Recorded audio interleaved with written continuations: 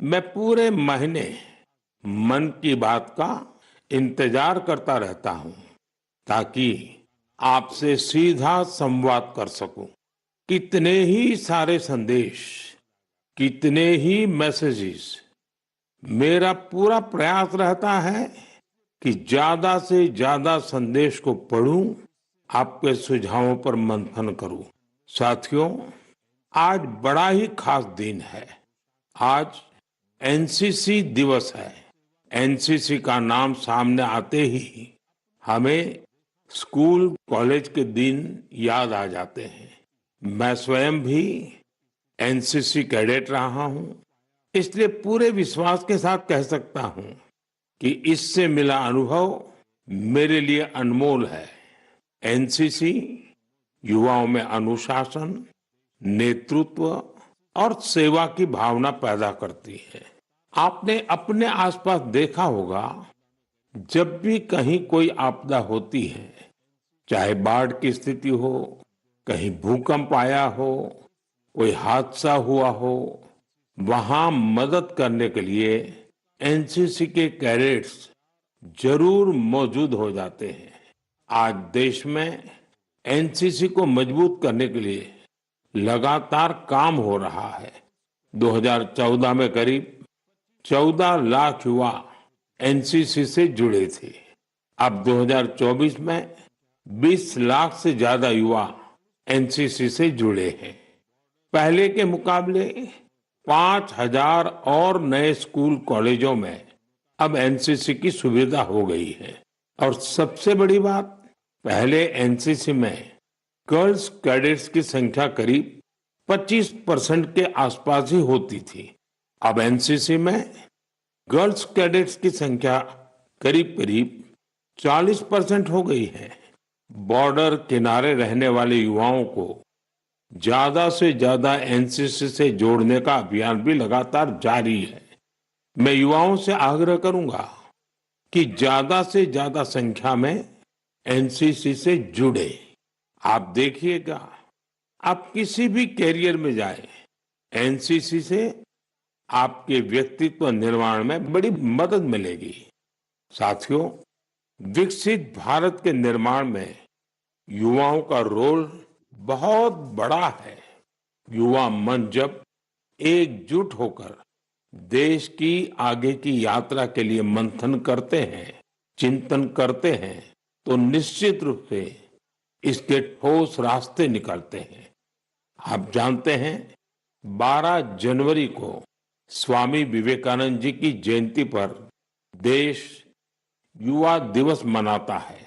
अगले साल स्वामी विवेकानंद जी की 162वीं जयंती है। इस बार इसे बहुत खास तरीके से मनाया जाएगा। इस अवसर पर 11-12 जनवरी को दिल्ली के भारत मंडपम में युवा विचारों का महाकुंभ होने जा रहा है। और इस पहल का नाम है विकसित Bharat young leaders dialogue. Bharat भर से करोड़ों युवा इसमें भाग लेंगे। गांव, ब्लॉक, जिले, राज्य और वहां से निकलकर के चुने हुए ऐसे 2000 युवा भारत मंडपम में विकसित भारत यंग लीडर्स डायलॉग के लिए जुटेंगे। आपको याद होगा, मैंने लाल किले की प्राचीर से ऐसे युवाओं से राजनीति में आने का आह्वान किया है जिनके परिवार का कोई भी व्यक्ति और पूरे परिवार का पॉलिटिकल बैकग्राउंड नहीं है। ऐसे 1 लाख युवाओं को, नए युवाओं को राजनीति से जोड़ने के लिए देश में कई तरह के विशेष अभियान चलेंगे। विकसित भारत यंग लीडर्स डायलॉग भी ऐसा ही एक प्रयास है। इसमें देश और विदेश से एक्सपर्ट्स आएंगे, अनेक राष्ट्रीय और अंतर्राष्ट्रीय हस्तियां भी रहेगी। मैं भी इसमें ज्यादा से ज्यादा समय उपस्थित रहूंगा। युवाओं के सीधे हमारे सामने अपने आइडियाज को रखने का अवसर मिलेगा। देश इन आइडियाज को कैसे आगे लेकर जा सकता है, कैसे एक ठोस रोडमैप बन सकता है, इसका एक ब्लूप्रिंट तैयार किया जाएगा। तो आप भी तैयार हो जाइए। जो भारत के भविष्य का निर्माण करने वाले हैं, जो देश की भावी पीढ़ी है, उनके लिए ये बहुत बड़ा मौका आ रहा है। आइए मिलकर देश बनाएं, देश को विकसित बनाएं। मेरे प्यारे देशवासियों, मन की बात में हम अक्सर ऐसे युवाओं की चर्चा करते हैं जो निस्वार्थ भाव से समाज के लिए काम कर रहे हैं। ऐसे कितने ही युवा हैं जो लोगों की छोटी छोटी समस्याओं का समाधान निकालने में जुटे हैं। हम अपने आसपास देखें तो कितने ही लोग दिख जाते हैं जिन्हें किसी न किसी तरह की मदद चाहिए, कोई जानकारी चाहिए। मुझे ये जानकर अच्छा लगा, कुछ युवाओं ने समूह बनाकर इस तरह की बात को भी एड्रेस किया है। जैसे लखनऊ के रहने वाले वीरेंद्र हैं, वो बुजुर्गों को डिजिटल लाइफ सर्टिफिकेट के काम में मदद करते हैं। आप जानते हैं कि नियमों के मुताबिक सभी पेंशनर्स को साल में एक बार लाइफ सर्टिफिकेट जमा कराना होता है। 2014 तक इसकी प्रक्रिया यह थी, इसे बैंकों में जाकर बुजुर्ग को खुद जमा करना पड़ता था। आप कल्पना कर सकते हैं कि इससे हमारे बुजुर्गों को कितनी असुविधा होती थी। अब यह व्यवस्था बदल चुकी है। अब डिजिटल लाइफ सर्टिफिकेट देने से चीजें बहुत ही सरल हो गई है। बुजुर्गों को बैंक नहीं जाना पड़ता। बुजुर्गों को टेक्नोलॉजी की वजह से कोई दिक्कत ना आए, इसमें वीरेंद्र जैसे युवाओं की बड़ी भूमिका है। वो अपने क्षेत्र के बुजुर्गों को इसके बारे में जागरूक करते रहते हैं। इतना ही नहीं, वो बुजुर्गों को टैक्स सेवी भी बना रहे हैं। ऐसे ही प्रयासों से आज डिजिटल लाइफ सर्टिफिकेट पाने वालों की संख्या 80 लाख के आंकड़े को पार कर गई है। इनमें से 2 लाख से ज्यादा ऐसे बुजुर्ग हैं जिनकी आयु 80 के भी पार हो गई है। साथियों, कई शहरों में युवा बुजुर्गों को डिजिटल क्रांति में भागीदार बनाने के लिए भी आगे आ रहे हैं। भोपाल के महेश ने अपने मोहल्ले के कई बुजुर्गों को मोबाइल के माध्यम से पेमेंट करना सिखाया है। इन बुजुर्गों के पास स्मार्टफोन तो था, लेकिन उसका सही उपयोग बताने वाला कोई नहीं था। बुजुर्गों को डिजिटल अरेस्ट के खतरे से बचाने के लिए भी युवा आगे आए हैं। अहमदाबाद के राजीव लोगों को डिजिटल अरेस्ट के खतरे से आगाह करते हैं। मैंने मन की बात के पिछले एपिसोड में डिजिटल अरेस्ट की चर्चा की थी। इस तरह के अपराध के सबसे ज्यादा शिकार बुजुर्ग ही बनते हैं। ऐसे में हमारा दायित्व है कि हम उन्हें जागरूक बनाएं और साइबर फ्रॉड से बचने में मदद करें।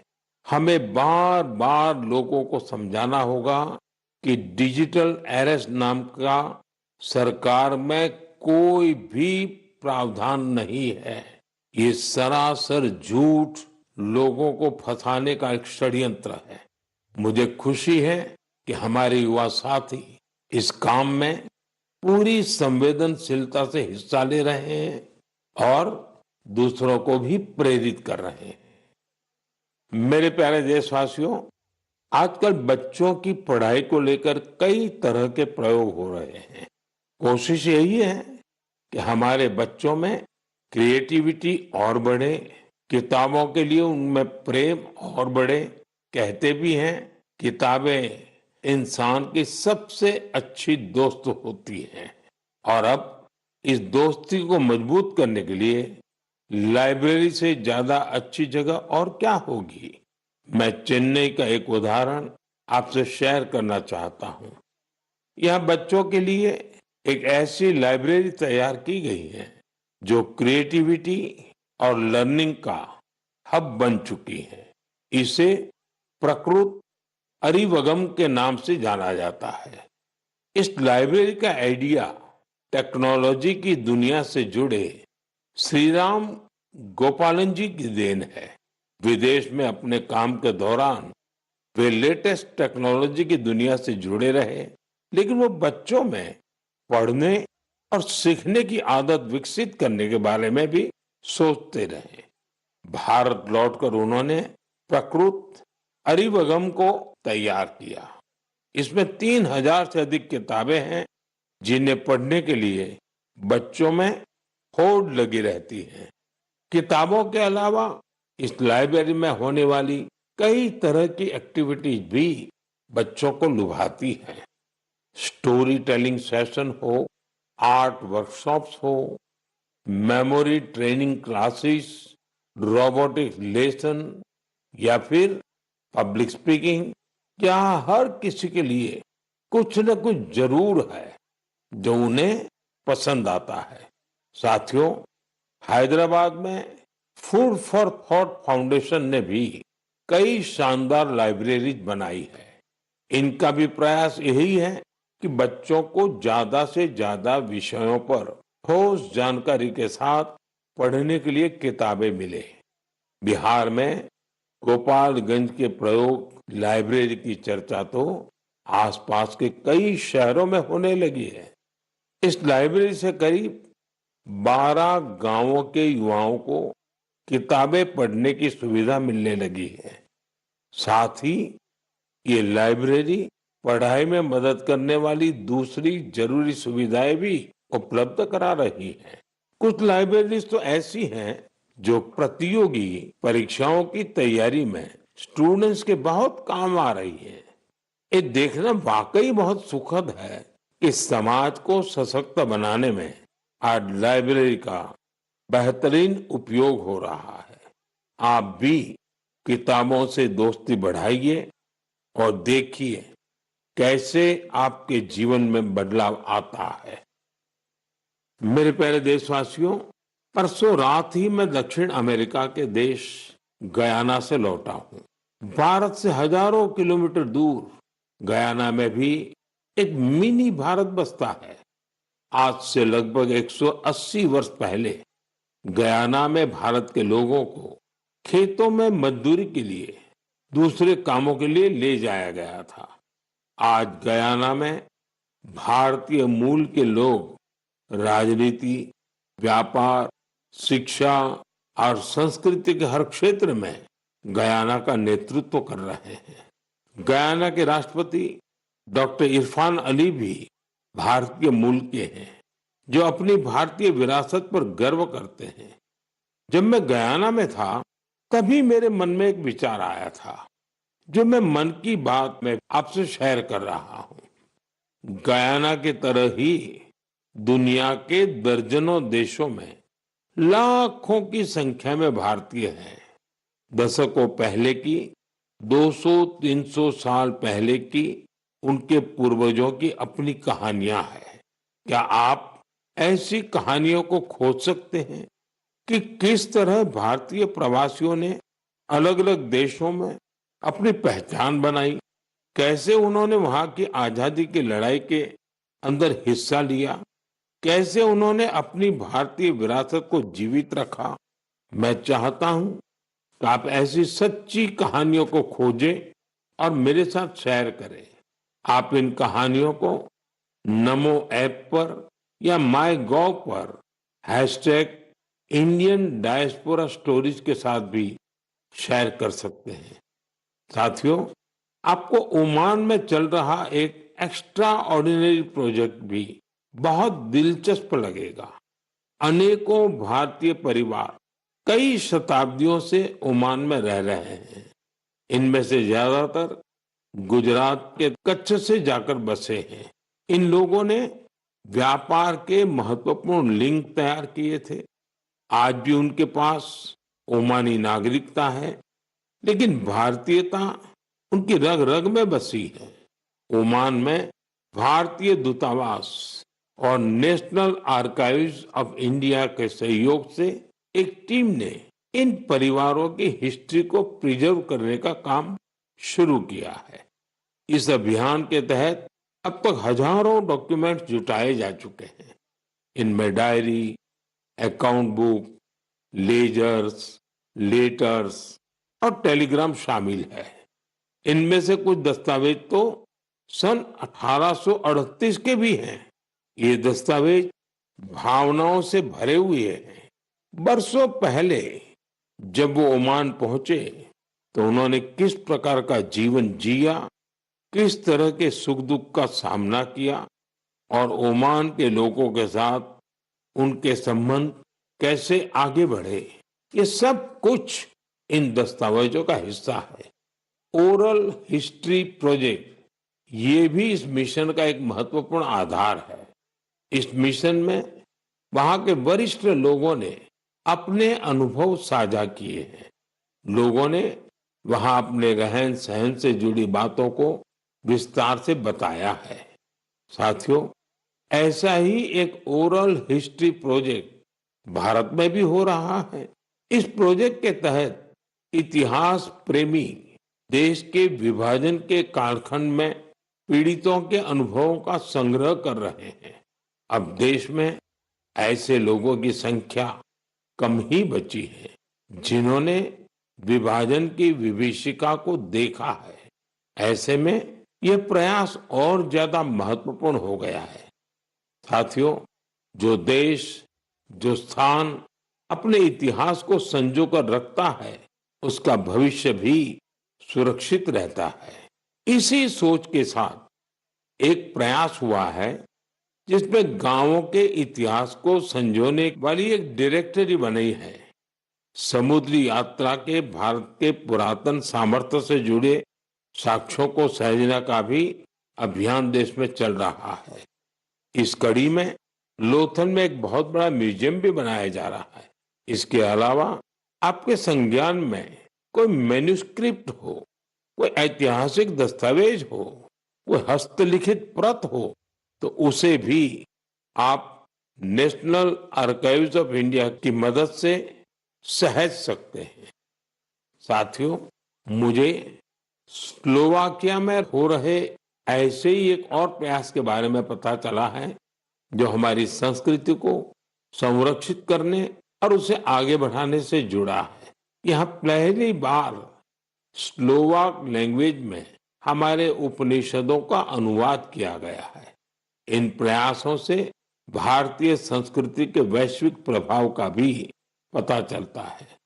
हम सभी के लिए ये गर्व की बात है कि दुनिया भर में ऐसे करोड़ों लोग हैं जिनके हृदय में भारत बसता है। मेरे प्यारे देशवासियों, अब मैं आपसे देश की एक ऐसी उपलब्धि साझा करना चाहता हूं जिसे सुनकर आपको खुशी भी होगी और गौरव भी होगा। और अगर आपने नहीं किया है तो शायद पछतावा भी होगा। कुछ महीने पहले हमने एक पेड़ मां के नाम अभियान शुरू किया था। इस अभियान में देश भर के लोगों ने बहुत उत्साह से हिस्सा लिया। मुझे ये बताते हुए बहुत खुशी हो रही है कि इस अभियान ने 100 करोड़ पेड़ लगाने का अहम पड़ाव पार कर लिया है। 100 करोड़ पेड़, वो भी सिर्फ 5 महीनों में।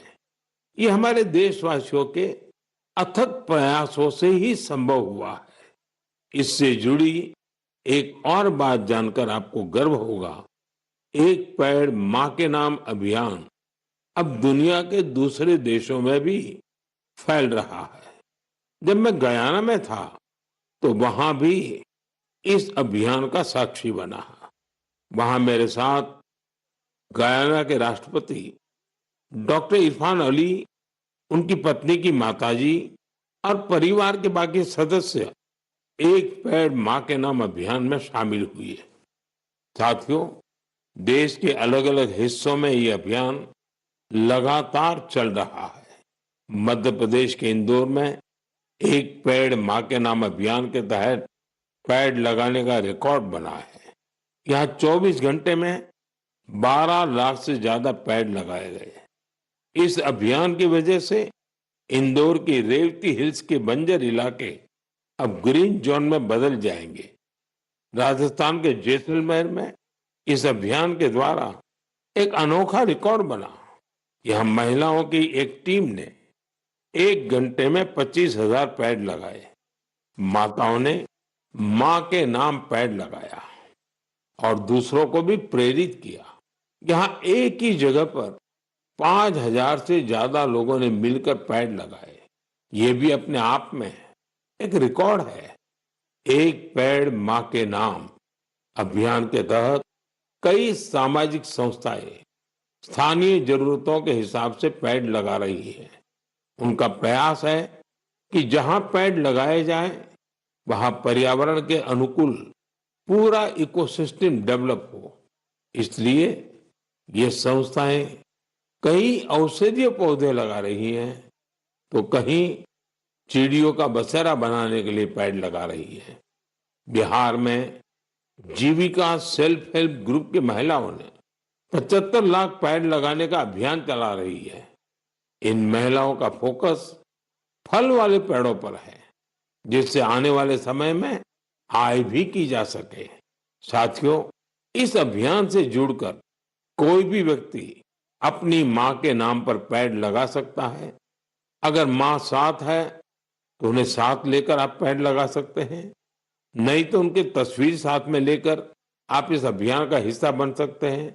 पेड़ के साथ आप अपनी सेल्फी भी mygov.in पर पोस्ट कर सकते हैं। माँ हम सब के लिए जो करती हैं, हम उनका ऋण कभी नहीं चुका सकते, लेकिन एक पेड़ माँ के नाम लगाकर हम उनकी उपस्थिति को हमेशा के लिए जीवंत बना सकते हैं। मेरे प्यारे देशवासियों, आप सभी लोगों ने बचपन में गोरैया या स्पैरो को अपने घर की छत पर, पेड़ों पर चहकते हुए जरूर देखा होगा।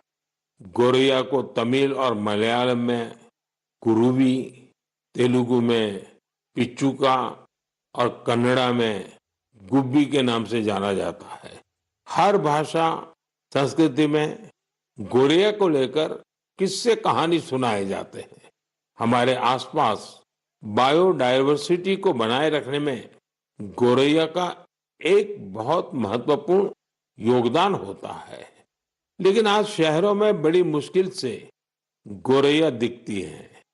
बढ़ते शहरीकरण की वजह से गोरैया हमसे दूर चली गई है।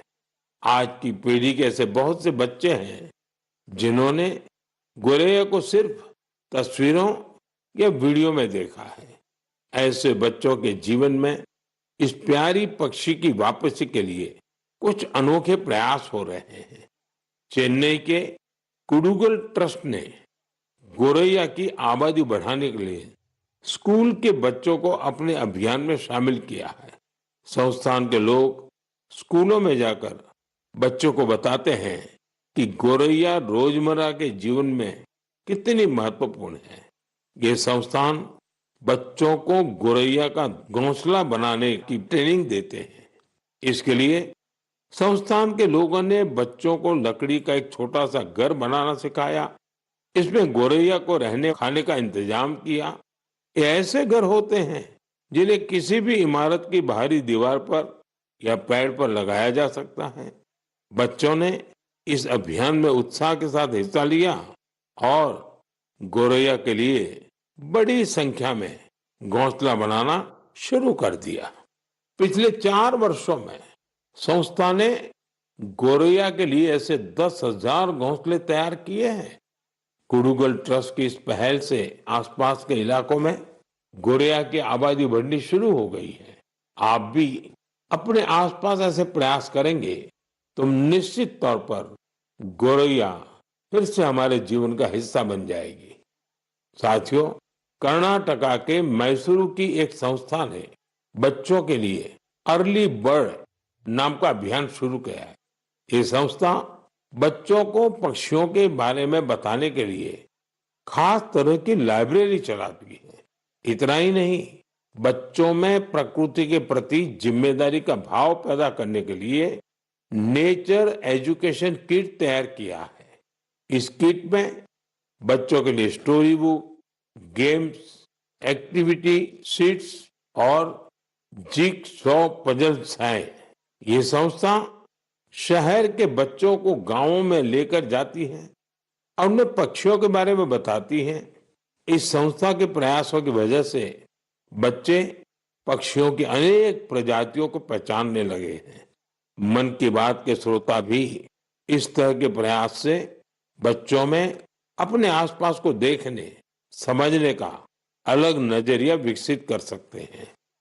मेरे प्यारे देशवासियों, आपने देखा होगा, जैसे ही कोई कहता है सरकारी दफ्तर, तो आपके मन में फाइलों के ढेर की तस्वीर बन जाती है। आपने फिल्मों में भी ऐसा ही कुछ देखा होगा। सरकारी दफ्तरों में इन फाइलों के ढेर पर कितने ही मजाक बनते रहते हैं, कितनी ही कहानियां लिखी जा चुकी है। बरसों बरस तक ये फाइलें ऑफिस में पड़े पड़े धूल से भर जाती थी, वहां गंदगी होने लगती थी। ऐसी दशकों पुरानी फाइलों और स्क्रैप को हटाने के लिए एक विशेष स्वच्छता अभियान चलाया गया। आपको ये जानकर खुशी होगी कि सरकारी विभागों में इस अभियान के अद्भुत परिणाम सामने आए हैं। साफ सफाई से दफ्तरों में काफी जगह खाली हो गई है। इससे दफ्तर में काम करने वालों में एक ओनरशिप का भाव भी आया है। अपने काम करने की जगह को स्वच्छ रखने की गंभीरता भी उनमें आई है। साथियों, आपने अक्सर बड़े बुजुर्गों को कहते सुना होगा कि जहां स्वच्छता होती है वहां लक्ष्मी जी का वास होता है। हमारे यहाँ कचरे से कंचन का विचार बहुत पुराना है। देश के कई हिस्सों में युवा बेकार समझे जाने वाली चीजों को लेकर कचरे से कंचन बना रहे हैं, तरह तरह के इनोवेशन कर रहे हैं। इससे वो पैसे कमा रहे हैं, रोजगार के साधन विकसित कर रहे हैं। ये युवा अपने प्रयासों से सस्टेनेबल लाइफस्टाइल को बड़ी बढ़ावा दे रहे हैं। मुंबई की दो बेटियां का ये प्रयास वाकई बहुत प्रेरक है। अक्षरा और प्रकृति नाम की ये दो बेटियां कतरन से फैशन के सामान बना रही है। आप भी जानते हैं, कपड़ों की कटाई सिलाई के दौरान जो कतरन निकलती है, इसे बेकार समझकर फेंक दिया जाता है। अक्षरा और प्रकृति की टीम उन्हीं कपड़ों के कचरे को फैशन प्रोडक्ट में बदलती है। कतरन से बनी टोपियां, बैग हाथों हाथ बिक भी रही है। साथियों, साफ सफाई को लेकर यूपी के कानपुर में भी अच्छी पहल हो रही है। यहाँ कुछ लोग रोज सुबह मॉर्निंग वॉक पर निकलते हैं और गंगा के घाटों पर फैले प्लास्टिक और अन्य कचरे को उठा लेते हैं। इस समूह को कानपुर प्लॉगर्स ग्रुप नाम दिया गया है। इस मुहिम की शुरुआत कुछ दोस्तों ने मिलकर की थी। धीरे धीरे ये जन भागीदारी का बड़ा अभियान बन गया। शहर के कई लोग इसके साथ जुड़ गए हैं। इसके सदस्य अब दुकानों और घरों से भी कचरा उठाने लगे हैं। इस कचरे से रिसाइकल प्लांट में ट्री गार्ड तैयार किए जाते हैं। यानी इस ग्रुप के लोग कचरे से बने ट्री गार्ड से पौधों की सुरक्षा भी करते हैं। साथियों, छोटे छोटे प्रयासों से कैसी बड़ी सफलता मिलती है, इसका एक उदाहरण असम की इतिशा भी है। इतिशा की पढ़ाई लिखाई दिल्ली और पुणे में हुई है। इतिशा कॉरपोरेट दुनिया की चमक दमक छोड़कर अरुणाचल की सांगती घाटी को साफ बनाने में जुटी है। पर्यटकों की वजह से वहां काफी प्लास्टिक वेस्ट जमा होने लगा था। वहां की नदी जो कभी साफ थी, वो प्लास्टिक वेस्ट की वजह से प्रदूषित हो गई थी। इसे साफ करने के लिए इतिशा स्थानीय लोगों के साथ मिलकर काम कर रही है। उनके ग्रुप के लोग वहां आने वाले टूरिस्ट को जागरूक करते हैं और प्लास्टिक वेस्ट को कलेक्ट करने के लिए पूरी घाटी में बांस से बने कूड़ेदान लगाते हैं। साथियों, ऐसे प्रयासों से भारत के स्वच्छता अभियान को गति मिलती है। ये निरंतर चलते रहने वाला अभियान है। आपके आसपास भी ऐसा जरूर होता ही होगा। आप मुझे ऐसे प्रयासों के बारे में जरूर लिखते रहिए। साथियों, मन की बात के इस एपिसोड में फिलहाल इतना ही। मुझे तो पूरे महीने आपकी प्रतिक्रियाओं, पत्रों और सुझावों का खूब इंतजार रहता है। हर महीने आने वाली आपके संदेश मुझे और बेहतर करने की प्रेरणा देते हैं। अगले महीने हम फिर मिलेंगे मन की बात के एक और अंक में देश और देशवासियों की नई उपलब्धियों के साथ। तब तक के लिए आप सभी देशवासियों को मेरी ढेर सारी शुभकामनाएं। बहुत बहुत धन्यवाद।